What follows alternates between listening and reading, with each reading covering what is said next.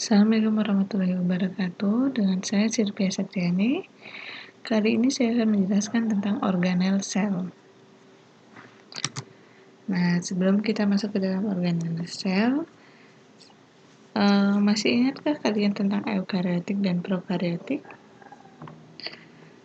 Apa itu eukariotik? Apa itu prokariotik?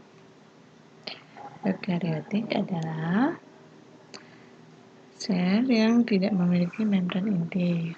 Yang memiliki membran inti.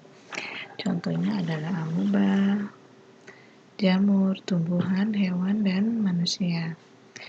Nah, sedangkan sel prokariotik adalah sel yang tidak memiliki membran inti. Contohnya apa? Bakteri dan ganggang biru.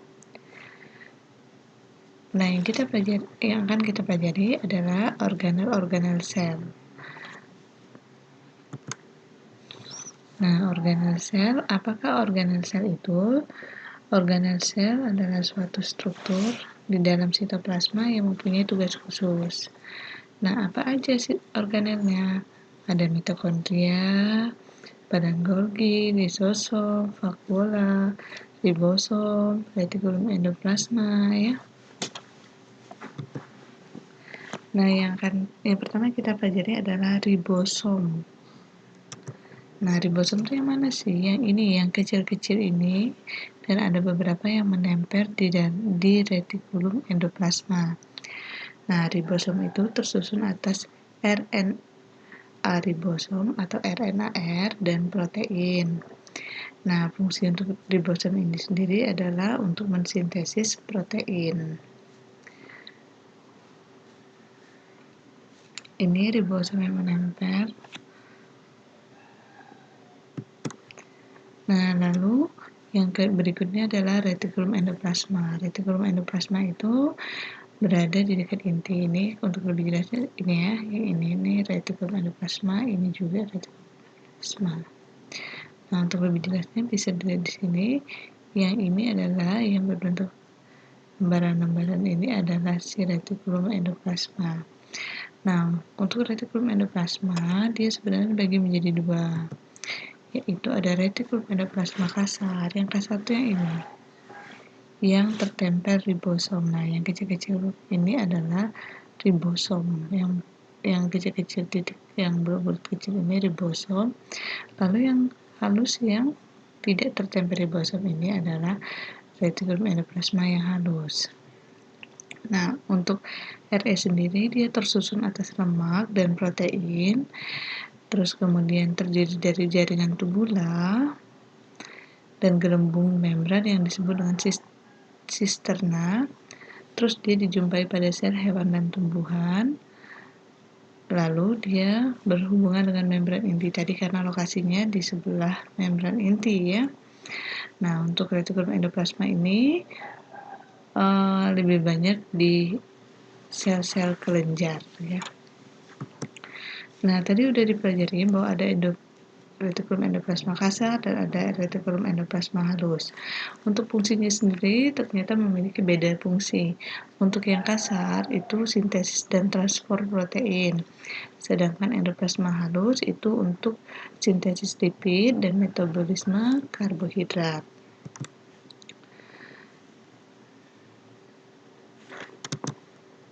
Nah, untuk fungsi retikulum endoplasma itu menampung sintesis protein untuk disalurkan ke kompleks Golgi dan akhirnya dikeluarkan dari sel.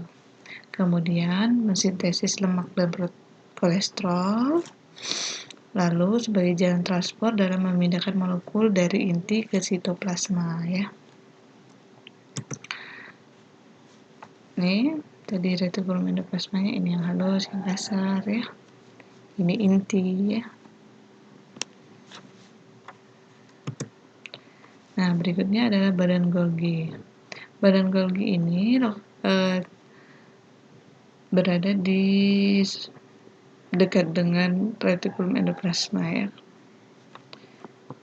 Kalau kita lihat, nah ini kalau retikulum endoplasma, yang ini yang adalah badan Golgi-nya. Nah, untuk badan Golgi ini pada tumbuhan dia disebut dengan diktiosom. Nah, untuk badan Golgi adalah disebut juga dengan organel sekretory karena dia berperan sebagai sekresi senyawa dan zat organik. Lalu badan Golgi ini juga berfungsi sebagai tempat modifikasi produk dari retikulum endoplasma tadi, di mana di badan Golgi ini terjadi penambahan glikosilat pada protein hasil sintesis dari RE menjadi nanti glikoprotein ya. Nah, bentuknya seperti membran pipi. Ini tadi di tumbuhan diktiosom.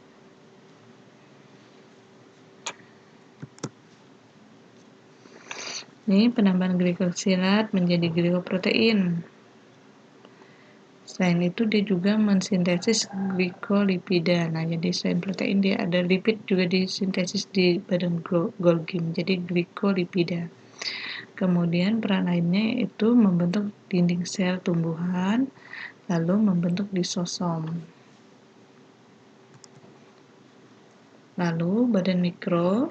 Nah, untuk badan mikro ini terdiri atas perioksisom dan juga ada glioksisom. Nah, untuk perioksisom ini biasanya hanya terdapat pada sel hewan dan sel tumbuhan. Lalu di dalam perioksisom itu terdapat enzim katalase. Nah, untuk enzim katalase sendiri itu fungsinya menguraikan hidrogen peroksida. Hidrogen peroksida ini yang sifatnya racun menjadi oksigen dan air ya. Lalu enzim katalase juga berfungsi dalam metabolisme lemak dan fotorespirasi ya. Kemudian yang kedua, glioksisom. Nah, untuk glioksisom ini hanya terdapat pada sel tumbuhan, terutama jaringan yang mengandung lemak. Dia juga menghasilkan enzim katalase dan enzim oksidase yang berfungsi dalam proses metabolisme lemak, mengubah lemak menjadi gula. Lalu dalam proses metabolisme lemak ini nanti akan dihasilkan energi. Nah, energinya itu pada tumbuhan dipakai dalam proses pertumbuhan atau perkecambahan biji ya. Yang berikutnya adalah mitokondria. Nah, mitokondria ini fungsinya untuk respirasi sel. Dia juga menyediakan energi dalam bentuk ATP. Lalu untuk bentuknya oval. Dia memiliki membran ganda, yaitu membran dalam.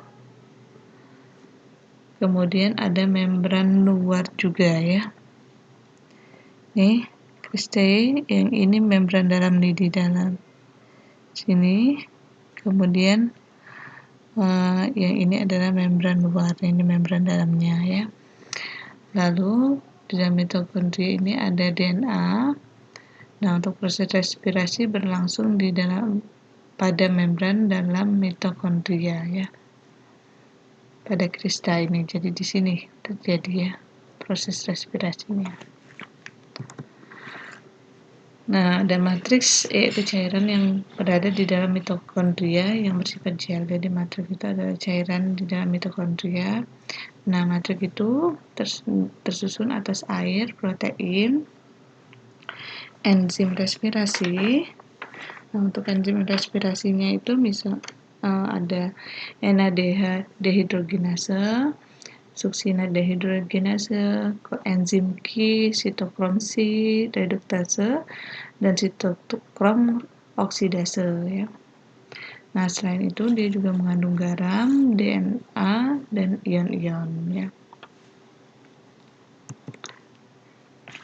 Nah, ini mitokondria, membran luar yang ada di luar, kemudian membran dalam yang di kristai tadi, ya ini kristainya. Kemudian ini ada proses respirasi, proses oksigen, kemudian menghasilkan karbon dioksida, air, dan energi. Nah, proses respirasi tadi menghasilkan air, energi, dan karbon dioksida. Nah, berikutnya adalah plastida. Nah, plastida ini organel yang mengandung pigmen. Dia biasanya hanya terdapat pada tumbuhan, ya. Nah, yang pertama itu adalah kromoplas. Pada plastida yang bertugas mensintesis dan menyimpan pigmen merah, jingga, atau kuning. Lalu yang kedua, leukoplas. Yang ini tidak mengandung pigmen warna, ya. Kemudian pada sel jaringan tumbuhan biasanya leukoplas ini tidak digunakan dalam fotosintesis.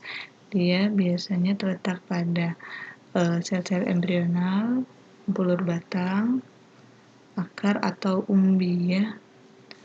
Lalu yang berikutnya adalah kloroplas. Kloroplas itu dia mengandung klorofil. Nah, ini biasanya dijumpai pada sel autotrof yang eukariotik. Nah, kloroplas sendiri biasanya digunakan dalam proses fotosintesis, ya. Di dalam kloroplas ini ada membran lengkap, yaitu membran dalam dan membran luar. Baik, kita akan lihat gambarnya seperti apa. Nah, ini adalah kloroplas. Nah, di dalam kloroplas ini ada tilakoid, ya. Ini adalah tilakoid. Nah, satu tilakoid ini yang disebut dengan grana. Ini grana. Ini ada grana. Nah, membran luar tuh yang mana yang ini? Nih, yang di luar. Kemudian membran dalam ada di sini. Lalu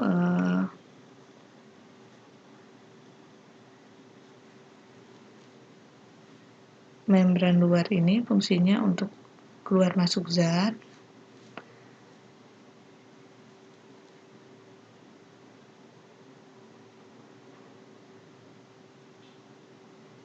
Ya. Kemudian membran yang membungkus cairan kloroplas itu disebut stroma. Kemudian membran kloroplas tadi yang sudah saya jelaskan yang melipat ke dalam itu disebut tilakoid. Nanti tumpukan tilakoid tadi akan membentuk suatu grana. Nah, grana di dalam kloroplas itu banyak jumlahnya, ya, bisa 40 sampai dengan 60 grana. Nah, ini kloroplas tadi mengandung klorofil. Klorofil itu nanti fungsinya menangkap energi cahaya matahari, nanti akan digunakan dalam proses fotosintesis, ya, di mana dalam fotosintesis nanti CO2, karbon dioksida, dan air dengan bantuan cahaya yang ditangkap oleh klorofil diubah menjadi gula dan oksigen, ya.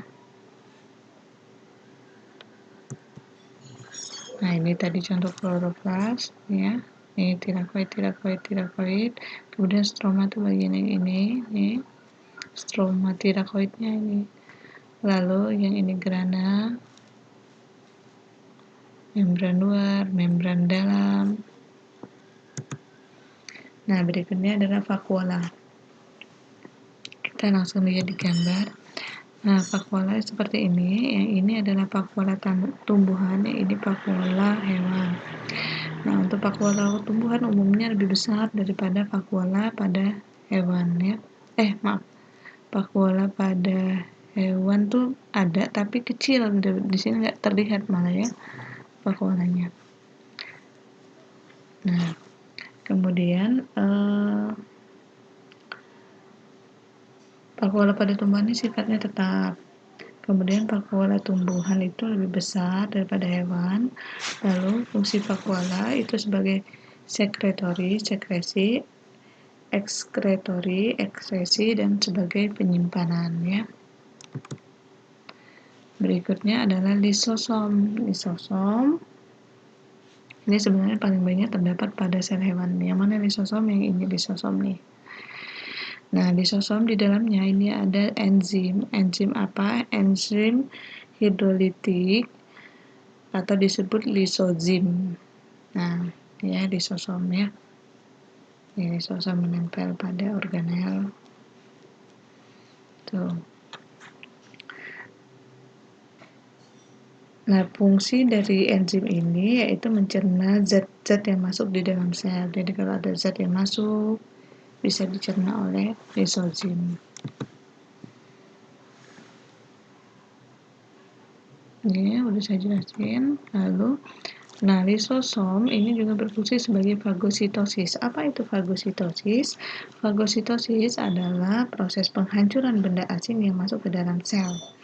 Misalnya ini ada benda asing, bakteri, virus, atau apa aja benda asing yang masuk ke dalam sel, dan dia masuk ke dalam sel, lalu lisosom mendekati benda asing tersebut, lalu dia mengeluarkan enzim hidrolasenya, lalu tadi benda asing tadi dihancurkan oleh si lisosom, kemudian lalu disekresikan keluar sel.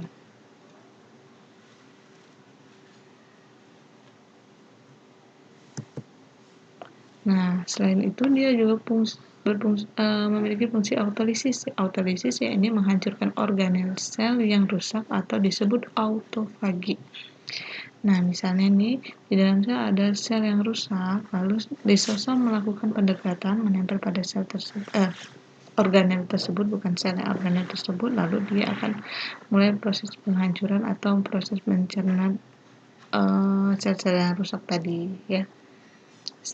Organel yang rusak tadi. Seperti itu. Nah, yang terakhir adalah sentriol. Sentriol ini bentuknya seperti tabung nih ya. Nih, ini satu, ini dua. Ada dua sentriol nih ya. Nah, sentriol ini umumnya terlibat dalam pembelahan sel ya. Lalu biasanya hanya dijumpai pada sel hewan. Nah, sel sentriol ini terdiri dari biasanya ada dua kayak gini sepasang yang disebut dengan sentrosom. Nah, ini yang kecil-kecil tiga ini ya, adalah mikrotubulus. Dalam satu sentriol ini terdapat 9 mikrotubulus. 1, 2, 3, 4, 5, 6, 7, 8, 9 nih. Dia membentuk satu sentriol. Ini juga 9 mikrotubulus lalu membentuk satu sentriol. Nah, itu tadi tentang organel sel nih. Secara ringkasnya seperti ini. Jadi yang ini adalah nukleusnya. Di dalam nukleus nanti ada nukleolus, anak inti ya. Lalu nanti ada ribosom, nih ribosom yang menempel di retikulum endoplasma. Ini yang kasar, ini yang halus. Lalu ini adalah badan Golgi, ada perioxisome. Lalu ini adalah proses sekresi from the cell, ini sekresi dari sel. Ada lisosom, ini ada sentriol, sepasang sentriol atau sentrosom. Lalu ada mikrotubul, lalu ada sitoplasma, yang ini mitokondria, yang ini membran plasma, ya. Baik, demikianlah penjelasan saya tentang organel sel. Semoga ini bisa dipahami dan bermanfaat bagi kita semua. Wassalamualaikum warahmatullahi wabarakatuh.